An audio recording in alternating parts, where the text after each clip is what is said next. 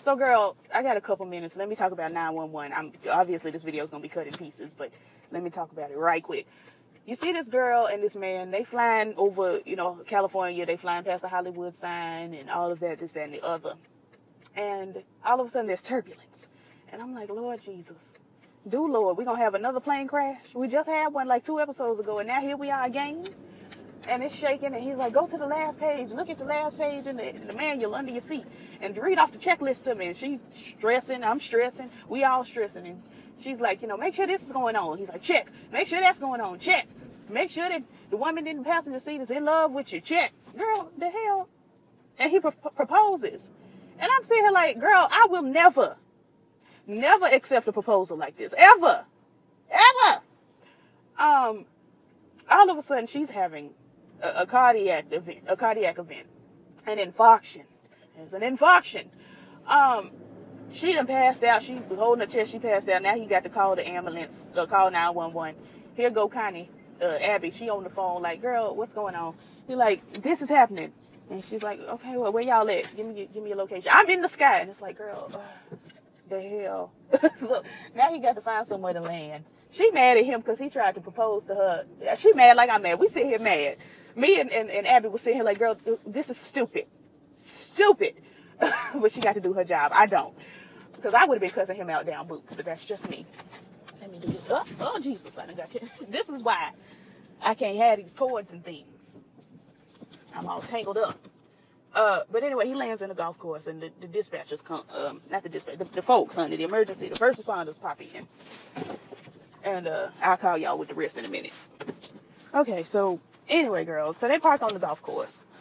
And first of all, I'm like, why don't planes have horns? Because he dropped down on the course, and the girls had to move and scramble. I would have been blowing the plane's horn like, B, you me, got to land. But whatever, though. They land, the first responders, they're there, and they're getting ready to treat her for this specific thing. And Abby calls Buck, Swoop, I call him Swoop, honey, his name is Buck. Abby calls, and, now y'all need to settle down. Sorry, I'm on a delivery, my packages, you know how they love to tumble. But, Abby calls, Swoop and is giving, so I called her doctor. My mama said, now how? Did she get the woman's name? Did she get her doctor's information?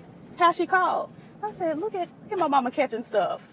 But anyway, she called the doctor, the woman's doctor, and found out that she's on this certain type of medicine for her thyroid disorder. And so what she had going on wasn't a heart attack, it was something else.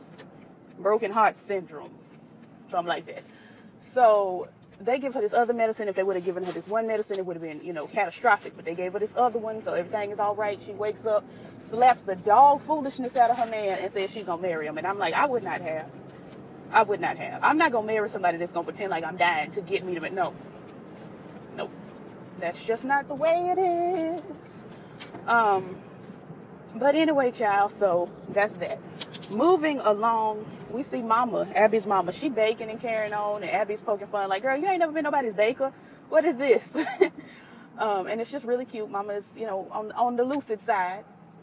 And it was cute. And let me see. So,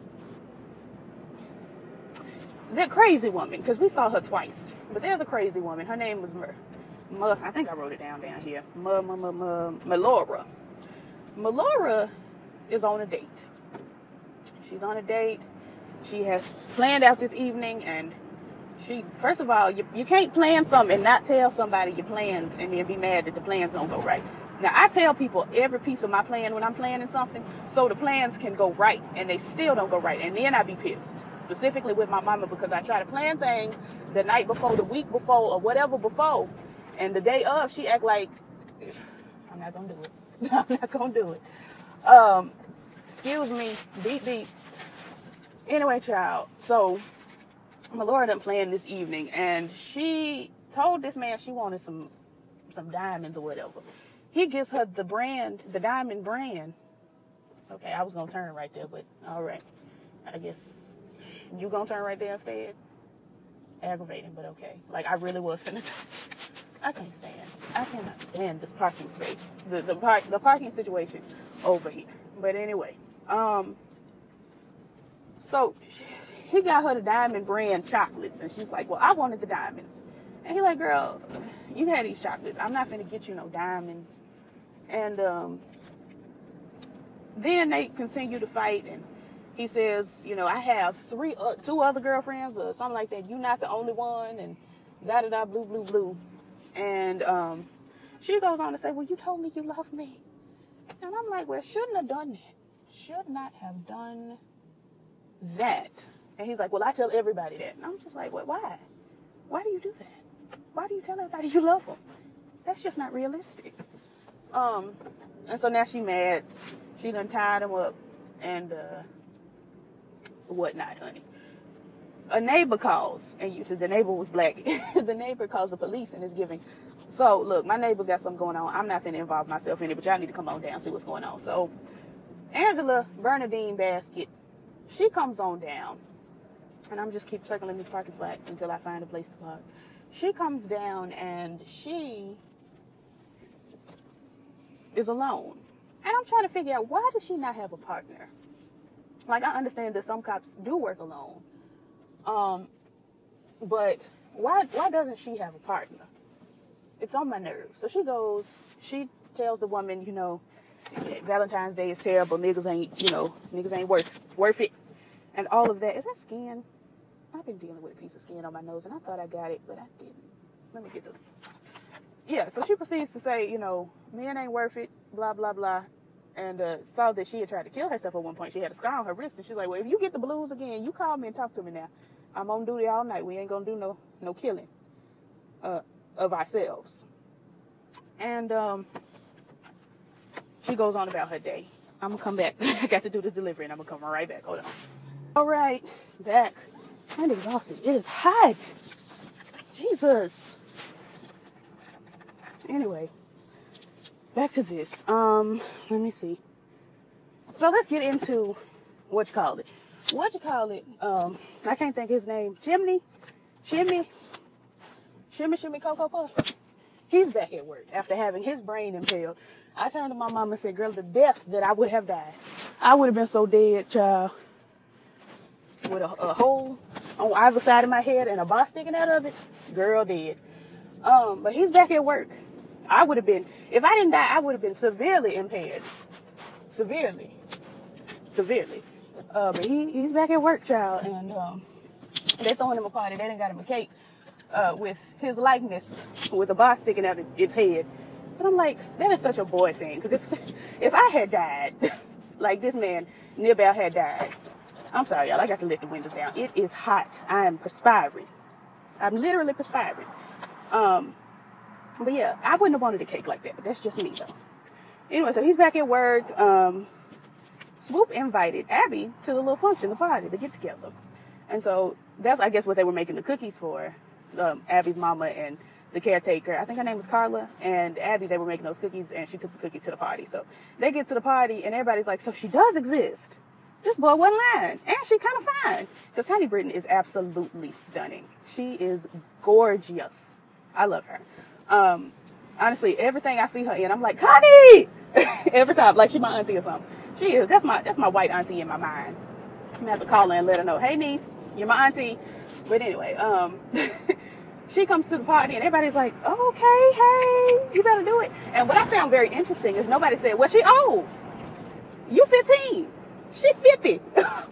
Because Buck, honestly, he looks like he is in his late teens. And though Connie looks good, she does look older. She looks amazing, but it's obvious that she's older. But nobody said anything. So they sitting there, and, you know, Abby had previously met Athena Bernadine. So she sees her, and they're like, hey, girl, how you doing? How's your mama? What's going on? Good to see you, all of that.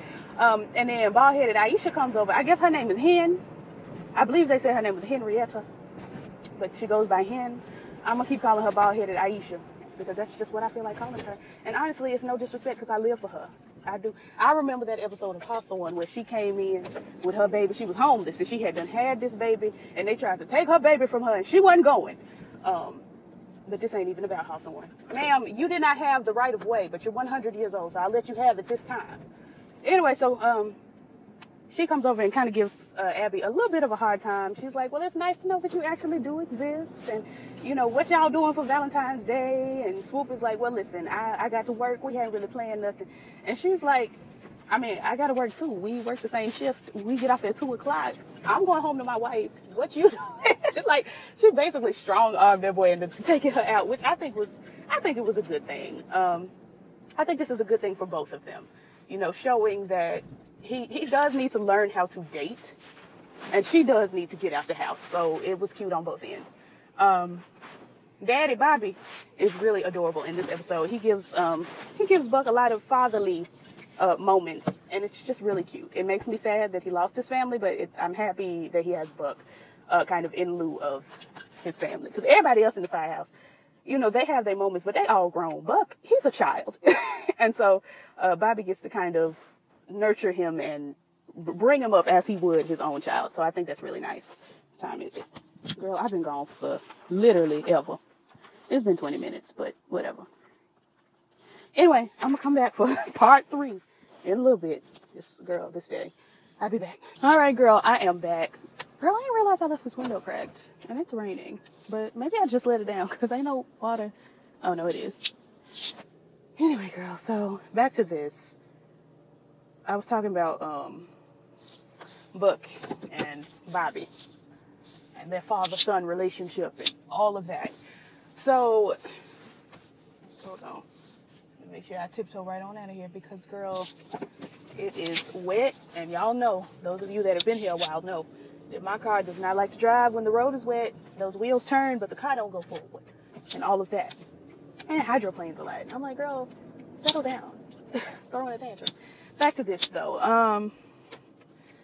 So, I want to get back over to Bernadine. Athena Bernadine. There's a second call. Well, no. I got to talk about something else before I get there.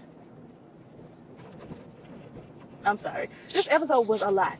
And I'm trying to, like, work it out.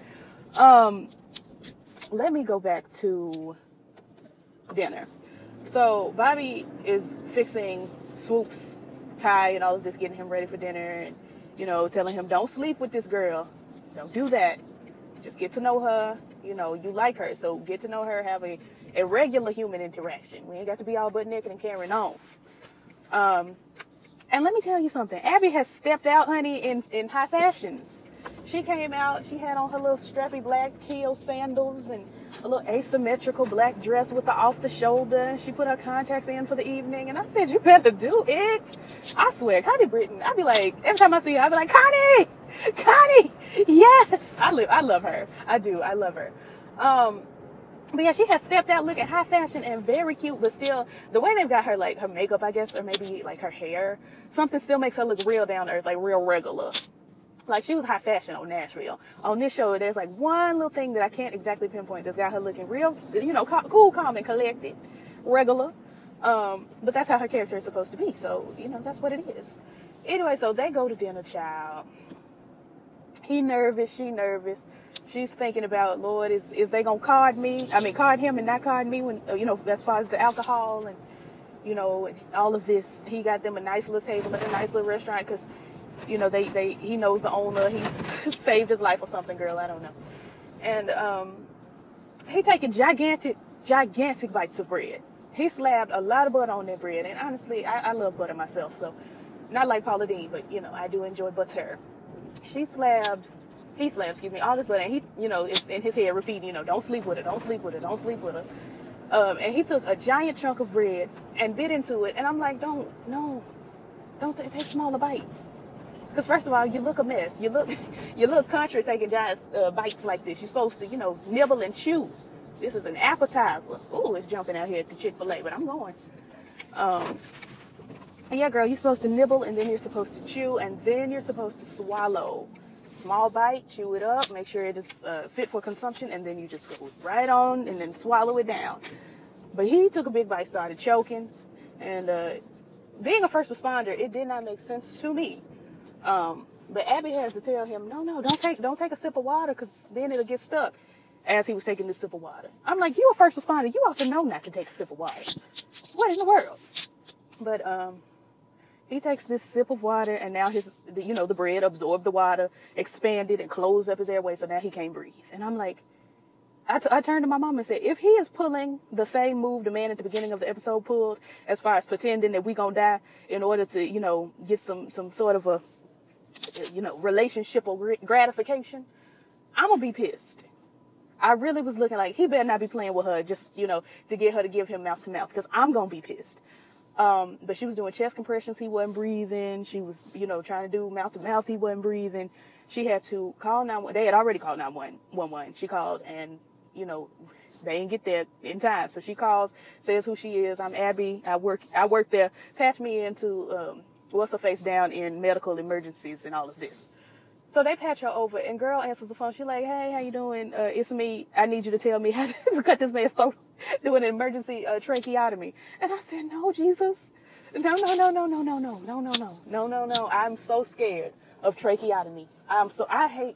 Listen, I'm very sensitive about my necular area. I'm finna button this up right now. Where is my button? Oh, it's on this side.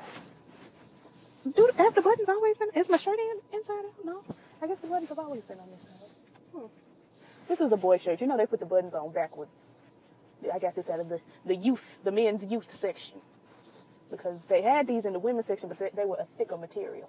I'm going through all of these avenues to button this up, and it's just simply not buttoning. My point is, I'm very sensitive about my neck. I'm super, super ticklish around my collarbone area, and I sleep with my neck covered because I'm afraid that somebody's going to come in the night and slice my throat. I just can't do neck stuff. Necks, I can't. You're not going to put your hand up around my neck. You're not going to put your hands on my shoulders because it's by my neck. I just can't. I simply cannot. And she's like, I need you to talk me through an emergency tracheotomy. And I'm like, oh no. And I know it's Ryan Murphy, so I know you're going to show me too much. And the girl is like, girl, what is your problem? Are you crazy? We're not going to do no emergency tracheotomy. And she's like, he stopped breathing 2 minutes ago. Another 3 minutes and he'll be dead. He'll have, irreplaceable. You must not know about me. What's the word I was trying to say? Irreparable damage to his brain. And you know that the folks won't be here for another 7-ish minutes. So I'm going to have to get in this man's throat. Tell me how to get in his throat. And so she says, all the steps, girl. I covered my eyes. And I asked my mama when it was over, and I think she probably covered her eyes too, because she didn't tell me when it was over. But I saw her cut into his neck, and I was cringing, and I was hollering. And then the woman said, put your finger in the hole in his neck. I said, no, God. No, God. No, God. And God said yes. And I covered my eyes, and I don't know what happened from there. But I know when I uncovered my eyes, he had a pen hanging out of his throat, and he had woken up. And he started to reach for it, but she was like, hey, your neck's open. We're not going to do that. And I was like, oh, Jesus, help me today. Help me today. So that was a stressful first date. A very stressful first date. Let me see. And I'm going to get them out the way. You see them at the end. She's sitting in the hospital room next to him, and Bobby comes in and is giving, can I get you a cup of coffee? I know it's been a long day. Thank you for saving his life and all of that. And, that's that with them. In the meantime, we get a phone call about a car accident. A girl calls in and she's like, there was like 1 million cars piled up. I'm 100% fine. I'm totally okay. But I'm going to miss the dance because there's just this giant pile up on the freeway. It's 1 million cars out here. I'm like, girl, the exaggeration of it all. But she's giving that. Athena Bernadine comes out there, the first responders, everybody's out there. 12 car pileup, nobody died. I said, well, look at God and how he moves. But one of the people in the pileup was transporting an organ. And I'm sitting here like, Lord, this organ got to get to this place in this amount of time. Athena Bernadine says, hop in, put your seatbelt on, because we finna do the most. And she does. She proceeds to swerve. She running lights. I mean, she can. She's the police. She should have been able to run lights without because she had a sirens on and an escort. She should have been able to run the lights without people coming through, but whatever. Hold on. So yeah, girl, she should have been able to get through there without too much trouble, but there was trouble in her way. And I'm like, do they not have a law in California where when you hear sirens, you're supposed to pull over to the right? Is that an only here law? I'm confused. I'm almost positive that most places, if not all places, when you hear sirens, you get over and you let the emergency vehicle by.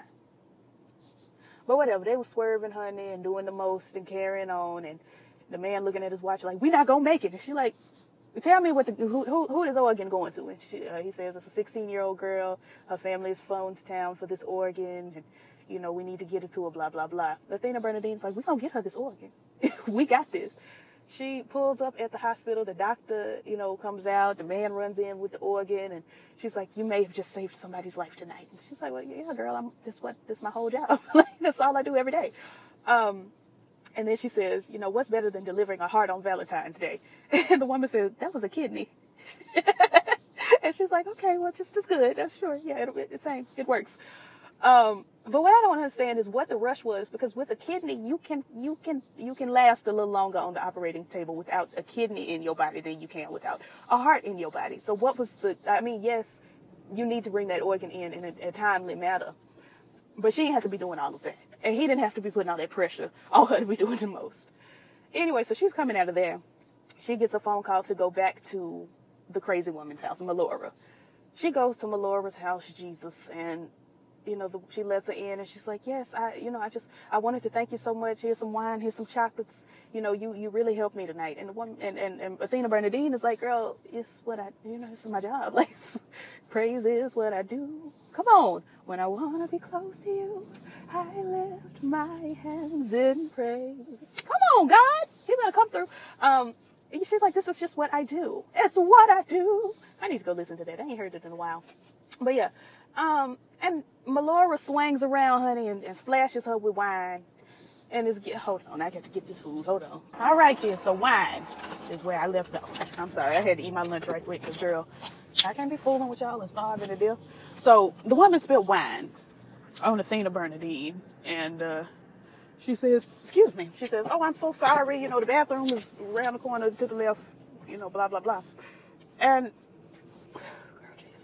she goes to the bathroom to clean up. And I'm like, "Athena Bernadine, girl, why you can't just go somewhere else?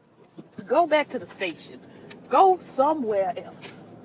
But Melora says, "Well, there's peroxide under the sink if you need it."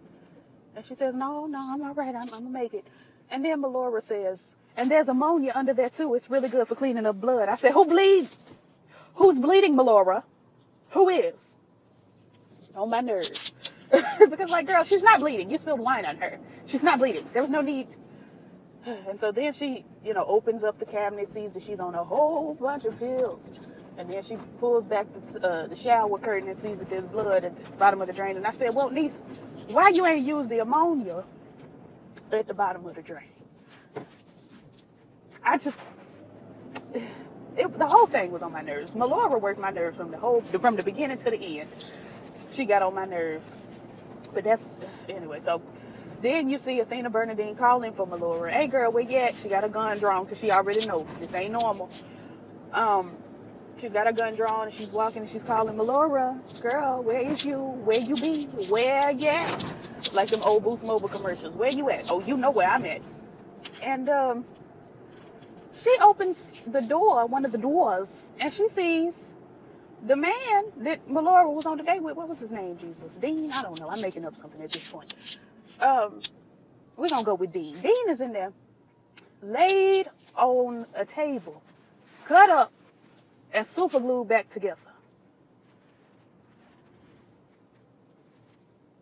Cut up and super glued back together. I said, no, God, no God, no God, no God.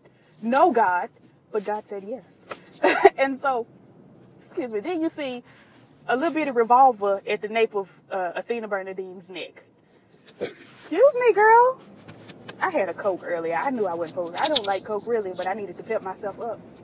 I had to let that belch out. But there's a teeny tiny little revolver. And what I did not understand was, you have a crazy woman who obviously she's not crazy and put together. She's crazy and discombobulated. With a little bitty gun, I mean, it can be small and still kill you, at the nape of your neck. But you have your gun in your hand. I would have turned that gun backwards and shot. Like, not myself, but I would have turned that gun around. Turn the gun around. Shot that crazy hoe in her stomach or something. Because listen, I would have turned it upside down. I would have found a way. But next thing we know, we see Athena Bernadine duct tape, her hands duct tape behind her, and she's sitting in it looked like a little bitty chair. Her legs was all turned. I'm like, whose kid's chair is this? But I just did not understand how, because I'd have shot her. I'd have shot that hole. That hole would have been holy. A holy hole. She would have had holes everywhere. Because listen, I don't have the time. Anyway, girl. So now Athena is bound. There's another girl. But I don't understand. Was she at his house? Or was she at her house? Because then there was another young lady that was bound and locked in, I guess, a cellar or a basement. She down there hollering, and I'm like, how'd she get here? When did she get here, and why is she here? Because he was supposed to be going on a date with, I guess, 3 women that night. I thought he was at her house because he had grabbed his stuff and was getting ready to go when they had that little argument earlier. But then, girl, I don't know. I just don't know. The neighbor called, she opened the door and said, you know, she made it seem like this is her house, but then the woman that he was supposed to be on a date with is at her house too. How'd she get here? How? And then she down there hollering, and I guess Melora gonna do something to her too. Long story short and long story medium length. It's simply, she saw that Athena she had a good heart. She's a good person. And so she's gonna take out Athena's heart and put it in this man whom she has cut up and super glued back together. She's gonna put Athena's heart in his chest, and then he just gonna come back perfect. I'm drained. But anyway, so just Athena over there talking to her, working her hands on out of this tape. And I'm like, what I need killers to understand is that when you bind somebody, and why am I giving somebody these tips? But when you bind somebody, duct tape, generally you can't duct tape somebody unless you gag them. You can't duct tape their mouth because they can lick their lips and the tape come off. 1.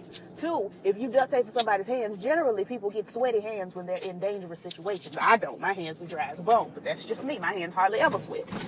I have seen my hands sweat maybe twice in my lifetime. And that's because it was hot. Not because it's just they sweat.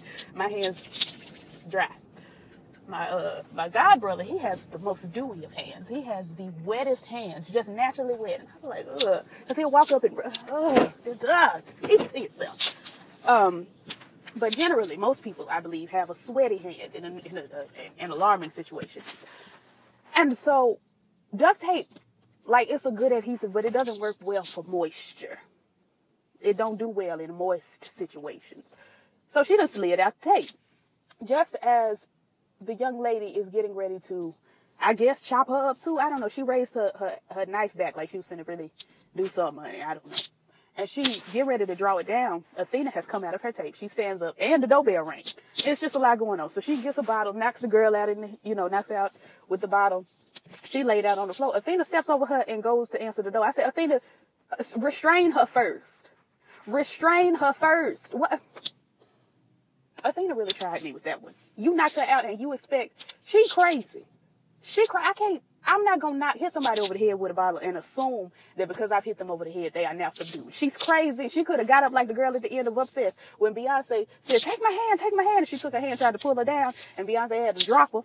And she hit the chandelier, and then she fell, and she hit the table at the bottom, and you're like, oh, surely she's dead. But then she opened her eyes, and then the chandelier got her. I just wouldn't assume that this girl has died or is subdued. But whatever. She opened the door. The woman walking all through the house hollering for Dean. Dean, where you at? And again, I've made up Dean. But where are you? I searched, find my iPhone and found you and know you're here and carrying on and blah. And I'm like, why would you push past a police officer? Why would you do that? Let me tell you something. If I bust up in somebody's house looking for somebody and I see a police officer, I'm going to say, oh my God, are they okay? What's going on? But she bust through. Well, I know you in here. I'm like, girl, please. So Athena Bernadine walks back over to the crazy girl, Melora, handcuffs her, and then goes down to get the other girl that we're going to call her Parvati. Parvati, these are Harry Potter references, by the way, Dean and Parvati. Anyway, y'all don't care. So she goes down and gets Parvati, and finally, here come old wild crazy talking about, well, who is she?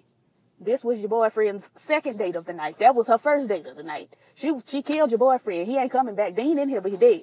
So, and he was gonna kill her. She was gonna kill her. She was gonna kill me too, and you was probably gonna die next. So, And all in all, girl, they put her in the back of the, she calls in and says she needs a horse tranquilizer and a straitjacket. They put her in the back of the car and take her home to the funny farm, honey, because she's wild. Not Pavardi. Who else? Not Lily. We're going to call the wild one Lily. Now we'll call her Molly. Molly Weasley. Molly was wild. But they done took Melora, who also, that sounds very Harry Potter as well. But we're going to call her Snape. No, I like Snape. Anyway, it don't matter. They done took Melora on off to the mental somewhere, honey, to get help.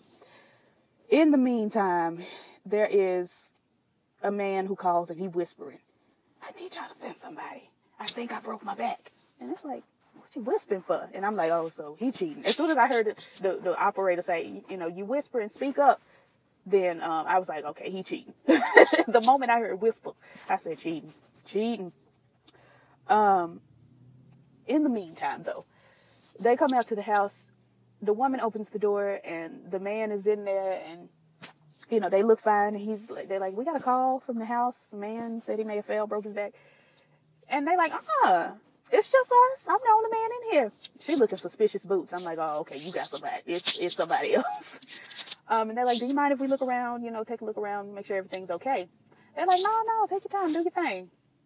And you want us to show you around? And they said, no, you can get back to your romantic evening. I turned to my mom and said, I'm not getting back to nobody's romantic evening with first responders wandering around my property. I'm not doing that. Nope. We gonna walk together. Let's find them. Where is it? Who is it? Who called? What they want? Let's find them. But you're not gonna just freely walk around my property. Oh, God. No, Jesus. You ain't gonna plant nothing on me talking about she had a gun. Oh, nope. Hell no. To the no. To the no. Hell to the no. But they get out there, they see the man, he butt naked, well, he got on tighty whities and socks, honey, I didn't need to see none of that. He laid out, he's moving, his back is probably not broken. I think they said both his feet were broken and he's got a fractured something in his neck. So they put him on the gurney and he hollering. The man that's in the house look out and see him and is like, George, and he's like, oh, I'm caught. I'm making up a name again. Come to find out that George was sneaking out of his wife's house, and his best friend now go with the wife, and they done moved in together, but she's still married to George. It was too much. It was too much, and it was on my nerves. But that was that with that. I think that's pretty much everything. Let me get back over to my notes. Heart attack, crazy woman, kidney, swoop in his throat, and broken back. Yeah, that's it. That was all. It took me 5 different recording sessions to get it done, but here it is. Anyway, let me run in the store right quick. I got to get some Benadryl. I done ran out. How I let myself run out of Benadryl and I'm allergic to everything on earth? I don't understand. Anyway, like, comment, subscribe, all the things that YouTube is saying. I'll catch y'all in the next one. Peace.